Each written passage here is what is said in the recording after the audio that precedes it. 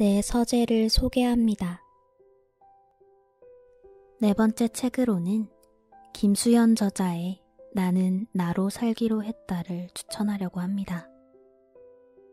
이 책은 이미 100만 부 이상 판매된 베스트셀러로 읽은 사람보다 읽지 않는 사람을 찾는 게 더 어려울 것 같은데요. 2017년 대한민국 전자출판대상 우수상을 수상하기도 했습니다. 먼저 저자인 김수연님에 대해 소개해드릴게요. 미술학원에 다닌 적은 없지만 그림 그리는 걸 좋아해서 디자인을 전공하셨다고 해요. 어린 시절부터 책을 통해 사람들을 위로하고 응원하는 것을 꿈꿨다고 합니다. 취업 준비생으로 대기업 입사를 준비하다가 낙방한 뒤에 비로소 진짜 하고 싶은 일을 깨달았다고 하는데요. 그로 인해 잠시 몸담았던 회사를 그만두고 프리랜서 디자이너로 생계를 꾸리며 글을 쓰고 그림을 그리기 시작했다고 합니다. 그렇게 나온 책이 자존감에 대해 이야기하며 독자들을 위로하고 응원하는 나는 나로 살기로 했다입니다. 아마도 귀여운 디자인에 반해 책을 펼쳤다가 그 내면의 단단함에 마음을 빼앗긴 분들이 많을 것 같아요. 냉담한 현실에서 어른살이를 위한 투두 리스트, 나는 나로 살기로 했다. 이제 제가 밑줄을 그은 부분을 읽어드리겠습니다. 비참해지려 애쓰지 않을 것. 우리는 약간의 호기심을 충족하기 위해 타인의 삶을 구경하고 그 대가로 비참함을 지불하고 있는지도 모른다. 하지만 그렇게 충족된 호기심으론 어떤 것도 얻을 수 없다. 그 에너지와 호기심은 어디까지나 자신의 삶을 돌보는 데 사용해야 한다. 그러니 타인의 삶에 기꺼이 친구는 되어주되 관객은 되지 말자. 몇 장의 사진으로 요약된 그들의 삶보다 우리에겐 우리의 삶이 더 소중하다. 스스로에게 변명하지 않을 것. 한심하고 부끄러워할 건 좋은 직장에 다니지 못하거나 성공하지 못하는 것이 아니라 자신에 대한 변명을 늘어놓으며 아무것도 하지 않는 것이다. 자신이 기대했던 모습은 아닐지라도 스스로가 초라하게 느껴지는 걸 견뎌야 할지라도 변명을 덜어낸 진짜 자기 자신과 마주하자.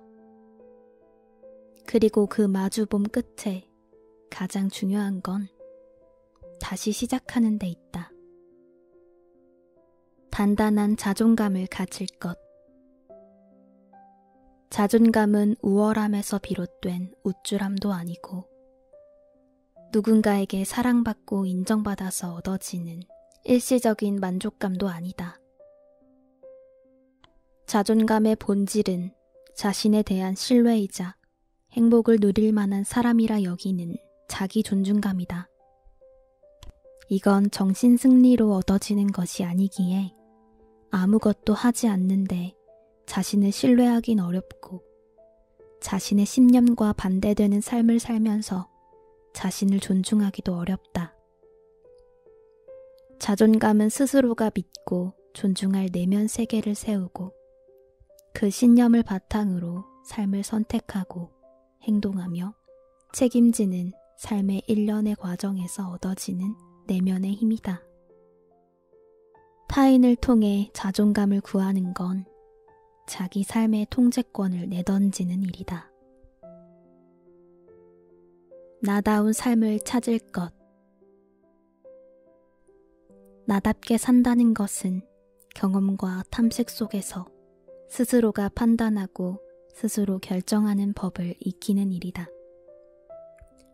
프리랜서가 된다고 해서 나다운 것이 아니고 특이한 취향을 가졌다고 해서 나다운 것이 아니라 자신에 대한 이해를 바탕으로 스스로 판단하고 결정하며 삶을 일구는 나다운 삶이다.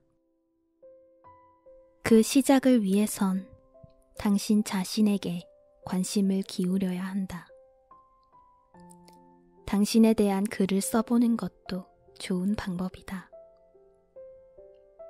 자신에게 관심을 기울이며 나는 지금까지 어떻게 살아왔는지, 어떤 가치를 실현하며 살고 싶은지, 무엇에 행복해지는 사람인지, 나는 남과 어떻게 다른지, 자기 감각을 찾자.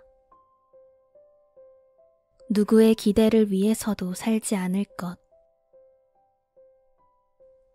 우리는 그저 한 개인으로서 자신의 삶에 책임을 지고 살아갈 뿐이다. 그 삶이 부모님의 기대에 맞을 수도 있고 아닐 수도 있지만 기대를 충족하기 위해서 살아간다는 건 사랑이 아닌 채무감이자 강박일 뿐. 내 삶을 책임지는 것이 나의 몫이라면 자식이 부모 마음대로 살 수 없다는 사실을 깨닫는 건 부모님 몫이다. 우리를 짓누르는 것이 부모님에게 받은 경제적인 지원에 대한 채무감이라면 살며 최선을 다해 갚으시라. 하지만 우리 삶까지 저당 잡혀 살지는 말자. 우리가 기대에 부응하기 위해 애써야 할 유일한 존재는 나 자신뿐이다. 자신만의 문제라고 착각하지 말 것. 프로이트가 규정한 정상의 기준이 약간의 히스테리, 약간의 편집증, 약간의 강박증이듯 정상이란 완전 무결한 것이 아니라 약간의 상처, 약간의 결핍, 약간의 부족함을 의미할 테다. 삶에는 각자 다른 모습으로 살아가는 소수의 존재들일 뿐, 사실 당신이 어떤 가정 환경에서 자랐건, 사실 당신이 어떤 문제와 결핍을 가졌건, 그 무엇이건 다 정상이다. 사람들은 불행을 꽁꽁 숨겨두기에 모를 뿐, 세상에 보편적이지 않은 불행은 없다. 원치 않는 일이 닥쳤을 때 그것을 불운으로 여기는 사람이 있는 반면 해프닝으로 여기는 사람도 있다. 행복은 이 지점에서 결정된다. 희망의 근거를 만들 것. 요즘은 희망을 논하는 것이 고문이 되었다. 맞다. 현실감을 잃은 희망은 아편에 불과하다. 그렇지만 희망이 없다면 삶을 견딜 수 있을까? 언제나 최후의 진실은 현실의 기반 위에 희망을 품어야 한다는 것. 하루 4끼를 먹으며 살이 빠지기 바랄 수 없는 것처럼 희망을 품고 산다면 방법을 찾아라. 그리고 방법에 대한 충분한 검토가 있었다면 그 고단함을 견뎌내라. 당신이 해야 할 일은 막연한 희망이나 대안 없는 절망이 아니라 희망의 근거를 만들어가는 것이다. 삶의 경우의 수를 늘릴 것. 피천득은 장수라는 글에서 기계와 같이 하루하루를 살아온 사람은 팔순을 살았다 하더라도 단명한 사람이라고 말했다. 매일 비슷한 패턴 속에서 살아간다는 것은 삶의 무수한 가능성과 다양성을 압축해버리는 일이고 자신의 삶을 잃어버리는 일이다. 그러니 주말에는 바다를 보러 가고 퇴근길에는 다른 길로 걸어보고 새로운 사람들을 만나고 이제까지 내가 시도하지 않았던 일들을 감행해보자. 우리가 오래 살 수 있는 방법은 손에 있는 생명선을 팔목까지 연장하는 게 아니라 새로운 풍경을 마주하는 일이다. 책을 읽다 보니 문득 인공지능이 인간을 대체할 미래에 대해 떠올리게 되었어요.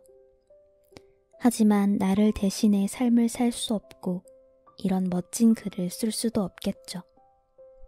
누구도 대신할 수 없는 인생을, 하루를 살아갈 용기를 응원합니다.